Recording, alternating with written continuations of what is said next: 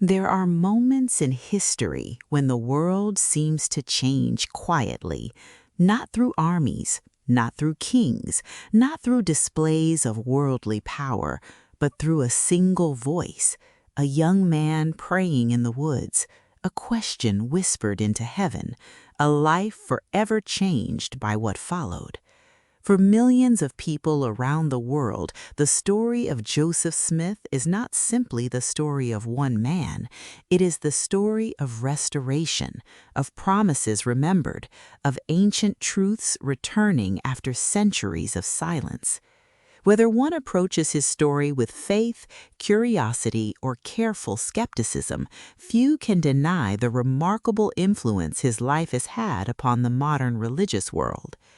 Tonight, we reflect calmly and thoughtfully on the life and mission of Joseph Smith, the man many believe was chosen to help restore sacred truths in the latter days. This is not a story of wealth or political power. It is a story of visions, persecution, revelation, and enduring conviction. So settle in. Quiet your thoughts for a little while, and let us journey together into one of the most influential spiritual stories of the modern age. To understand Joseph Smith, we must first understand the world into which he was born. The early 1800s in America were restless years. Religious revivals swept across towns and villages like great waves of emotion and hope. Preachers traveled from settlement to settlement. Communities debated truth and authority endlessly. People longed for certainty. Many believed sacred teachings had become divided and confused over time. One group taught one thing, another claimed something different, and sincere seekers often found themselves uncertain about where truth could truly be found. Among them was a young farm boy named Joseph Smith. Born in 1805 into a humble family, Joseph grew up surrounded by hardship, labor, and spiritual questioning. His family sought meaning deeply, yet they struggled to know which path was correct. As Joseph grew older, he became troubled by the confusion surrounding him. He later described the competing voices as a storm of opinions and arguments. Imagine being a teenager surrounded by passionate leaders, all claiming authority, yet each disagreeing with the others. Joseph wanted answers, not debates, not endless arguments, answers. And so, according to his testimony, he decided to pray sincerely and ask heaven directly. That decision would shape the rest of his life. One spring morning in 1820, Joseph walked into a grove of trees near his home to pray alone. What happened there would become one of the most discussed spiritual experiences in modern history. Joseph later described a powerful manifestation of light and divine presence. For believers, this moment marked the beginning of a great restoration. Its significance cannot be overstated. A teenage boy with little education from a poor farming family declaring that heaven had opened once again.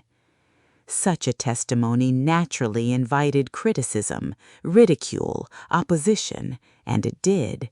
But Joseph never denied what he said he experienced. Through poverty, through persecution, through imprisonment, through threats against his life, he held firmly to his testimony. For many believers, that unwavering consistency became one of the strongest evidences of his sincerity. Several years after the vision in the grove, Joseph reported another extraordinary experience.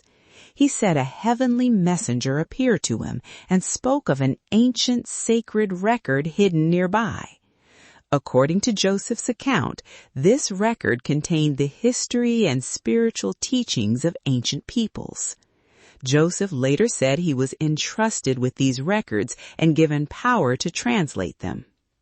the publication of those writings would eventually spark the beginning of a new religious movement. But once again, controversy followed. Critics questioned the story, skeptics challenged the claims, enemies mocked him openly. And yet, despite overwhelming resistance, the movement grew. Why? That question has fascinated historians and spiritual seekers for generations. How did a small group founded by an obscure young man become a worldwide faith followed by millions? Why did people sacrifice homes, safety, and comfort to follow these teachings? Believers would answer with one word: conviction. They believed Joseph Smith had been chosen for a divine purpose. One of the central teachings associated with Joseph Smith is the idea of restored authority. According to his testimony, heavenly messengers conferred sacred authority upon him that had not been present on the earth for generations. To believers, this restoration was essential. The belief is not merely that forgotten teachings returned, but that divine authority itself was restored. This idea shaped the structure of the movement that followed. Leadership, sacred ordinances, missionary work, temples, community life, all were influenced by the belief that heaven had once again acted directly in human history.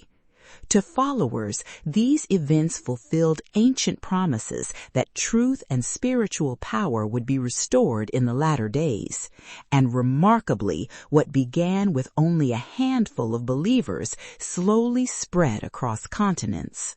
History often shows that those who claim divine revelation rarely live easy lives. Joseph Smith faced enormous opposition throughout his ministry. His followers were driven from towns and states. Violence erupted repeatedly. Homes were destroyed. Families suffered deeply. At times, authorities failed to protect them. Yet the movement endured. There is something deeply human in that perseverance. Whether one accepts Joseph Smith's claims or not, the sacrifices made by early believers remain historically significant. These were not casual followers. Many crossed freezing plains. Many buried loved ones during difficult journeys. Many surrendered comfort and reputation because they believed heaven had spoken again. Faith can move people to extraordinary endurance, and perhaps that is one reason the story continues to resonate even today. It is easy to think of historical figures as distant symbols rather than real human beings. But Joseph Smith was also a husband, a father, a friend. He laughed, worked, struggled, felt disappointment and exhaustion. Those close to him often described him as warm and approachable. Others saw him as bold and charismatic. He was not a polished scholar trained in great institutions. He came from ordinary beginnings, and perhaps that is part of why his story feels so compelling to many people. Throughout history, transformative movements often begin with unlikely individuals, unknown voices, ordinary lives, unexpected beginnings. Joseph Smith fit that pattern in the minds of his followers. The original passage we reflected upon speaks of fulfilled prophecy. This theme became central to the movement Joseph Smith established. He taught that ancient promises concerning the latter days were beginning to unfold. The spread of sacred teachings across nations, the gathering of believers, the construction of temples, the growth of a worldwide spiritual community. At the time, such visions may have seemed impossible, but today, the global reach of the movement is undeniable. Congregations exist across many nations. Missionaries travel throughout the world. Temples rise in cities across continents. To believers, this growth represents evidence that the restoration was divinely guided. to historians, it stands as one of the most remarkable religious expansions of the modern era. Either way, the impact is profound. In 1844, Joseph Smith's life came to a violent end. He and his brother Hiram were killed by a mob while imprisoned in Illinois. He was only 38 years old. The tragedy shocked his followers. For believers, Joseph died as a martyr to his testimony. He could have denied his claims. He could have abandoned his teachings. He could have sought safety through silence. But he did not. Until the very end, he maintained that he had experienced what he said he experienced. That conviction became part of his legacy. And after his death, the movement did not collapse. Instead, it continued to grow. That fact alone remains historically remarkable. Why does Joseph Smith still matter today? Why do people continue discussing him nearly 2 centuries later? Perhaps because his story touches universal human questions. Can heaven still speak? Does revelation continue? Can divine guidance still shape human history? Can truth be restored after generations of confusion? For believers, Joseph Smith's life answers those questions with certainty. For others, his story invites study and reflection, even if uncertainty remains. But regardless of perspective, his influence cannot honestly be ignored. His teachings shaped communities, inspired migration across a continent, created a global religious movement, and changed millions of lives. Very few individuals from humble beginnings leave such an imprint upon history. As we come toward the close of this reflection, perhaps the most meaningful response is not argument, but contemplation. Joseph Smith believed deeply in seeking truth through sincere prayer and personal experience. That idea lies at the heart of spiritual searching itself. Not borrowed belief, not inherited tradition alone, but seeking, asking, listening. Whether one accepts his claims fully or simply studies them with curiosity, his story invites deeper thought about spiritual longing and divine purpose. History remembers powerful rulers and wealthy empires, yet many of them fade with time.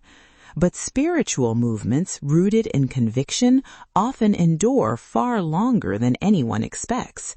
And from a quiet grove of trees in upstate New York emerged a faith that would spread across the earth. That alone is worth reflecting upon. Thank you for spending this time and reflection tonight.